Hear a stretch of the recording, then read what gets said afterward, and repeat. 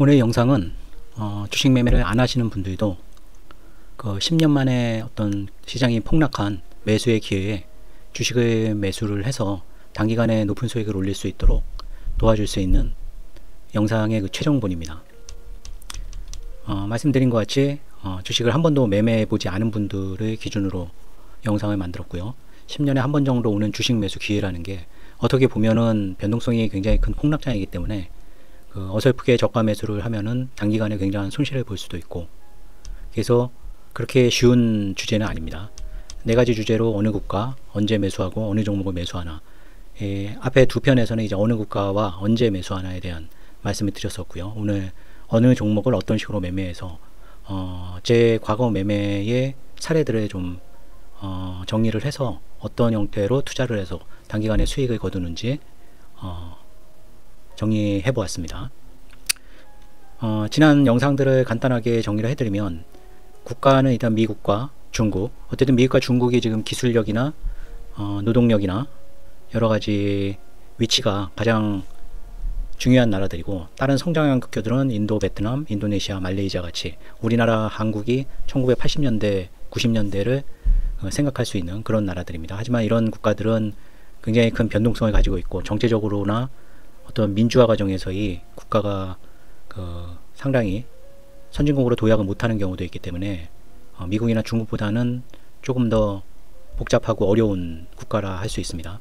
한국을 지난 시간에는 제외를 시켰지만, 어쨌든 한국이란 것이 가장 정보를 정확하게 파악하기에는 가장 쉬운 나라죠. 저희가 살고 있으니까. 그래서 한국도 포함을 시켜서 한번 생각을 해보았습니다. 국가별 위험 요소는 지난 영상에서 말씀드렸듯이 각각의 그 문제 위험 요소들이 가지고 있죠. 언제 매수해야 하나에 대한 것은 하락의 기간과 하락의 기간에 따른 이유가 있는지 없는지, 그걸로 매수 타이밍을 말씀을 드렸었습니다. 간단하게 말씀드리면, 급등의 슈팅 지수가 자산의 고점을 친 이후에 장기 하락을 하기 시작하는 그런 장세에서는 섣불리 저가 매수 자체를 한다는 것이 위험하고요. 그 예로 이제 일본의 30년 하락, 중국의 2007년에 20년간의 하락, 그리고 미국의 경제 대공황과 닷컴 버블 붕괴 이후에 20년, 15년씩의 하락을 말씀드렸었습니다. 오히려 저가 매수에 좋은 기회가 있었던 것은 이유를 분명히 찾을 수 있었던 어떤 하락, 그거는 단기간에 이제 하락이 끝났죠. 단기라고 해도 한 1, 2년, 3년 정도 지속된 그런 장세도 있습니다. 하지만 IMF 때 1997년 한국 경우죠. 동남아 이때 상황도 한국하고 똑같았지만, 동남아 그때 주식시장은 크게 투자하기가 쉽진 않은 상황이었죠. 그리고 9.11 테러 때 이건 전 세계가 영향을 받았었고요. 서브프라임 때 2008년에서 2009년 초가 이제 저희가 살펴본 거의 모든 국가의 주가 차트에서 최근 한 20-30년간의 저점을 찍었던 2008년, 2009년 상황입니다. 유럽 국가 부채 위기는 2010년부터 몇 년간 계속됐고요. 코로나도 전 세계적으로 100년간의 가장 전 세계가 한꺼번에 겪은 단기적이고 강력했던 사건이었죠. 코로나 2019년에 발생했던 사건이고요. 그래서 저가 매수 변곡점의 원칙은, 변곡점이란 거는 결국 물론 고점에서 매도를 치는 것도 있지만, 이것은 이제 저가 매수의 변곡점에 대한 말씀입니다. 장기적으로 급등을, 지수 기준이죠. 주식이나 이런 것은 조금 다를 겁니다. 장기적으로 지수가 급등 2배 이상을 급등한 후에 슈팅이 발생됐다. 그리고 그것이 어떤 서브프라임이나 9.11 코로나 같이 급락한 후에 급등했던 장세는 제외를 시킵니다. 그것이 아니고 꾸준히 커다란 급락이 이전에 있지 않고 횡보하던 장세가 장기적으로 급등한 이후에 이제 슈팅이 발생하고 하락하면 저가 매수를 금지한다고 말씀을 드렸고요. 계속 중요한 얘기라 반복해서 설명을 드린 겁니다. 이유가 분명한 하락은 단기적인 하락의 경우가 크고, 급등은 원인이 불분명한 하락은 주의를 해야 된다. 50% 이상의 큰, 이 50%가 너무 크다고 생각하시는 분들도 있는데, 그거는 이제 보통 1년, 2년, 3년, 4년 만에 한 번씩 오는 20%나 30% 정도 하락하는 그런 기회를 제외하고 10년, 20년 만에 평생에 한 번 있는 기회라는 것은, 지수가 50% 이상 급락한 경우는 분명히 여러 번 있습니다. 자, 어느 상품을 매수해야 되나? 가장 제가 사실 추천하는 것은 CME에서 거래되는 해당 국가의 선물 지수입니다. 그러니까 나스닥 선물이나 S&P 500 선물이나 이런 것들이고요. 근데 선물 지수를 매매한다는 것은 주식 초보자는 굉장히 어렵죠. 우리나라 같은 경우는 일단 선물 계좌를 만들기 위해서는 사전 교육 한 20시간 정도 된다고 알고 있습니다. 사전 교육도 받아야지 선물 계좌를 만들 수 있고요. 하지만 제가 추천드리는 것은 주식 매매 자체를 모른다고 해도 자신의 시간을 조금 들여서 중고등학교 대학교 10년씩 공부를 하는데 20시간 정도 공부해서 선물 계좌를 만들어 놓는 것은 그렇게 많은 시간을 투자하는 것은 아니라고 봅니다. 그리고 20시간 내내 교육을 받는 것도 아니고 모의 투자하고 선물 동영상 강의 듣고 이런 것들입니다. 그래서 선물 계좌는 만들어 놓으시는 것이 훨씬 편리합니다. 그리고 두 번째는 이제 제가 말씀드렸던 거는 이제 CME에서 거래되는 해당 국가의 ETF입니다. 많이 들어보셨죠? QQQ라든가 SOXL 그런 미국 CME에서 거래되는 그 해당 국가 ETF를 매수하는 경우입니다. 이때는 종목을 따로 이렇게 고를 필요는 없죠. 그리고 한국 시장에서 거래되는 해당 국가 ETF가 있는데 이게 코덱스 한국 ETF는 거래가 굉장히 많은데 외국 것들은 이제 미국이나 일본, 인도네시아 이런 것들도 거래가 거의 됩니다. 하지만 유동성이 문제죠. 그렇게 하루 거래량이 많지는 않습니다. 하지만 시장 조성자가 있으니까 웬만한 한 10억 이내의 자금이라면 충분히 매수할 수는 있을 겁니다. 그리고 네 번째가 이제 해당 국가의 주도주를 사는 것인데 이제 그 인플레이션이 높아져서 연준이 금리를 올린 이후에 폭락 이후에 이제 대장주 역할을 했던 것이 엔비디아나 테슬라 같은 이제 기술주들, M7 같은 기술주들인데 이런 주식들이 사실 지나고 놓고 보면 왜 그런 엔비디아를 왜 과거에 안 샀냐 이렇게 말하기가 쉽지만은 그 당시 상황에선 이미 엔비디아가 100% 200% 오른 상황에서 매수한다는 게 특히 주식을 처음 하신 분들한테는 굉장히 어려운 얘기일 수 있고요.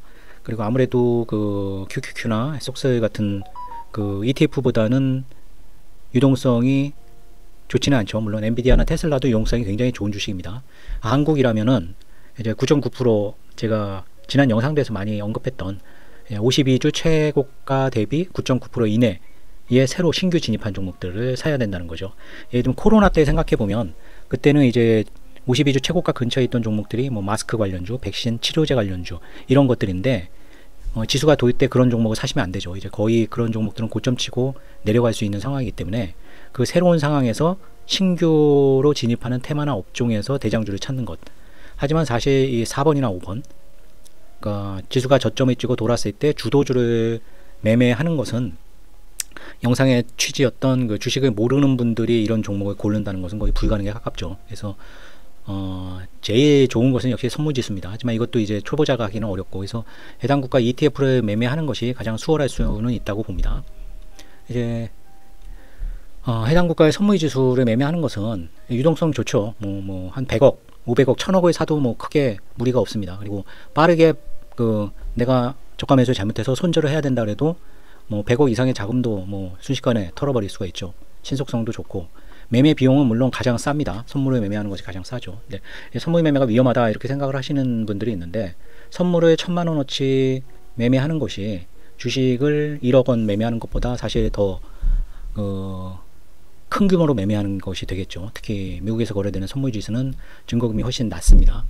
그러니까 거꾸로 얘기하면 한 1000만원 정도 매매하면 1억의 주식을 산 것과 더 좋은 효과가 있기 때문에 더 적은 자금을 이런 투자에 활용을 해도 되죠.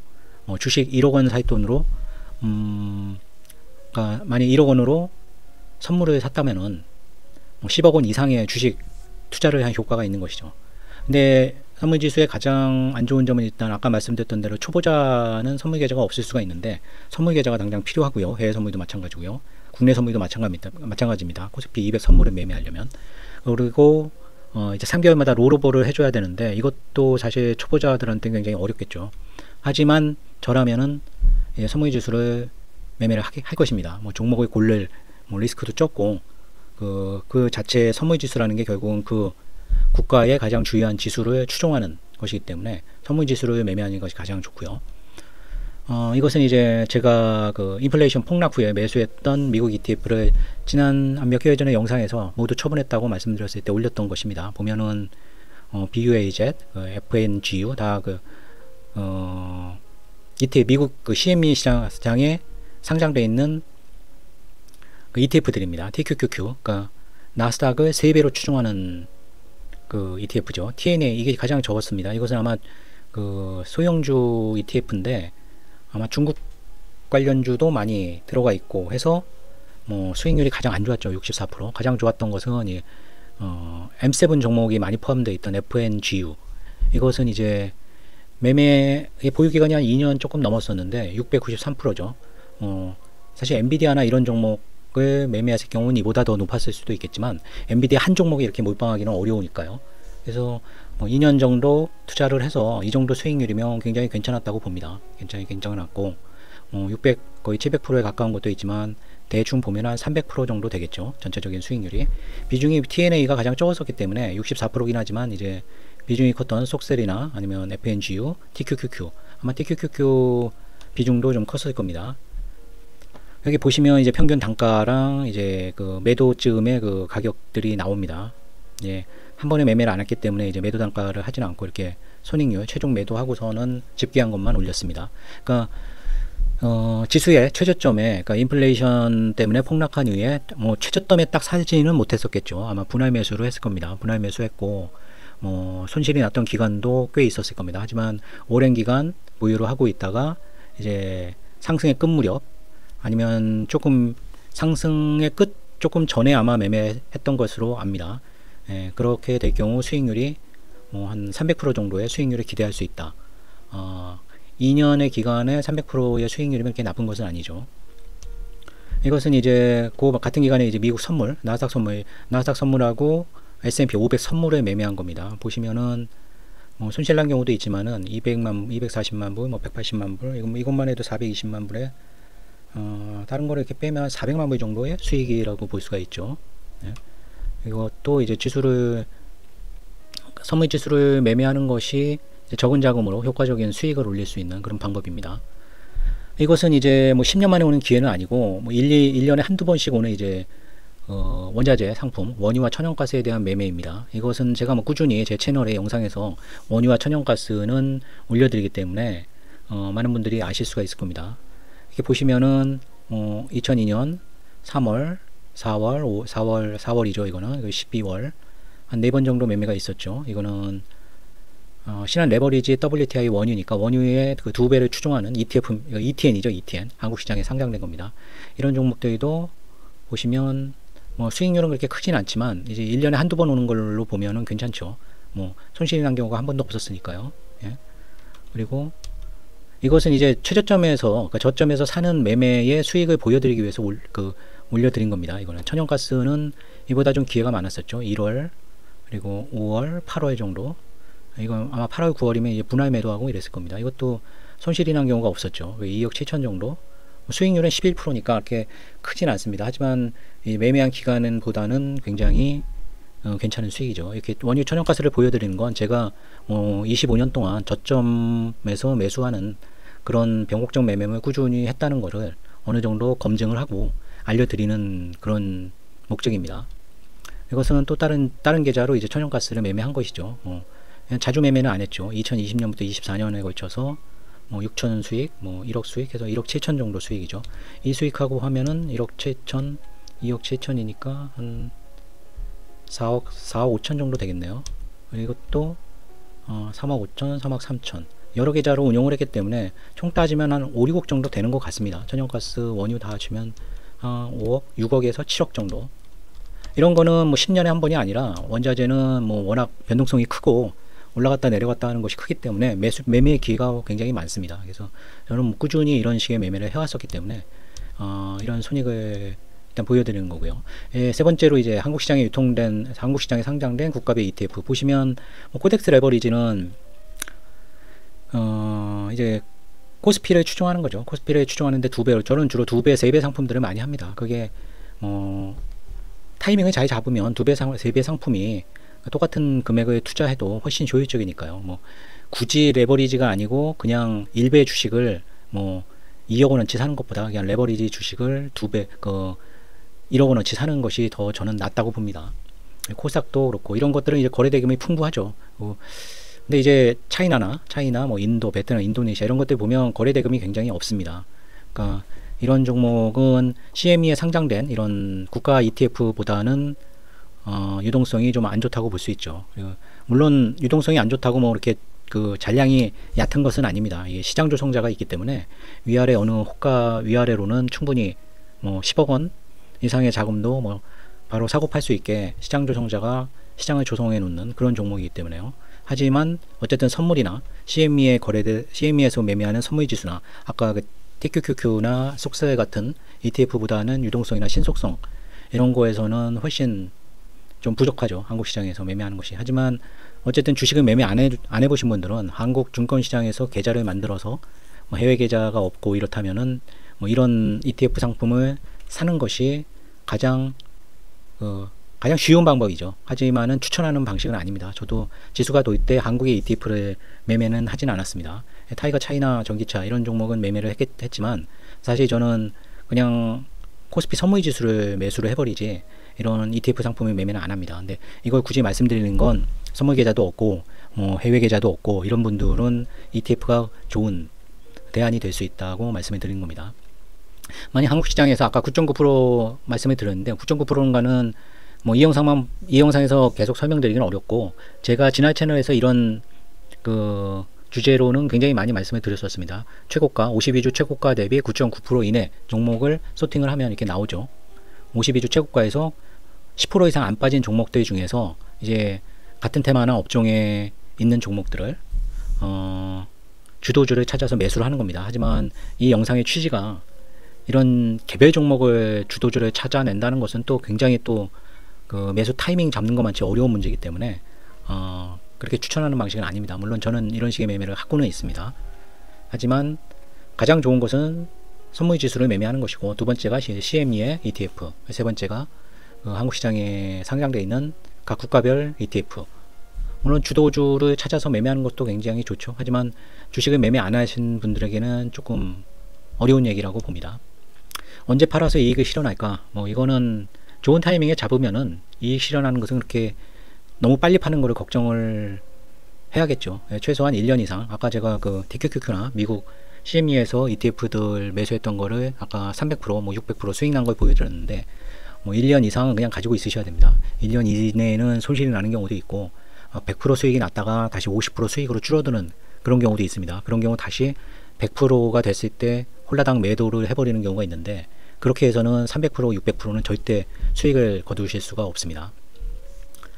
그 지수 기준으로도 이제 최소한이죠. 40% 이상 상승한 이후에 청산을 검토하고 가급적이면은 지수 기준으로 뭐 100% 이상 상승한 이후에 청산하는 걸로. 그 이유는 뭐 1, 2년 만에 오는 매수 기회라면 그렇지만 10년이나 평생에 한번 지수가 100% 빠져서 지수가 50% 이상 빠져서 매수를 했는데 50%가 만회가 되려면은 이제 100%가 올라야 되죠. 지수가.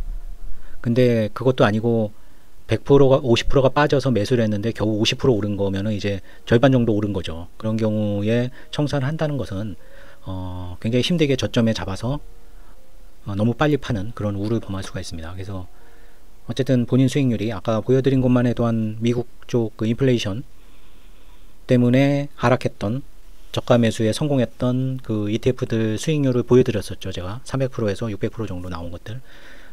최소한 수익률이 100% 이상 이후에 청산하라는 게 아니라 검토를 그때야 하라는 겁니다. 그 전에는 아예 청산할 생각도 하지 말고 안 그러면은 너무나 빨리 올라갔다가 다시 이제 하락할 경우에 겁이 나가지고 또 파는 경우가 너무 많습니다. 저도 많이 그랬었고요. 그래서 이런 경우는 아예 묻어놓고 기다린다. 나는 여기까지는 뭐 파는 게 문제가 아니라 팔지 말지 검토도 난 여기 이후에서부터 하겠다. 이런 마음가짐을 가지셔야 됩니다.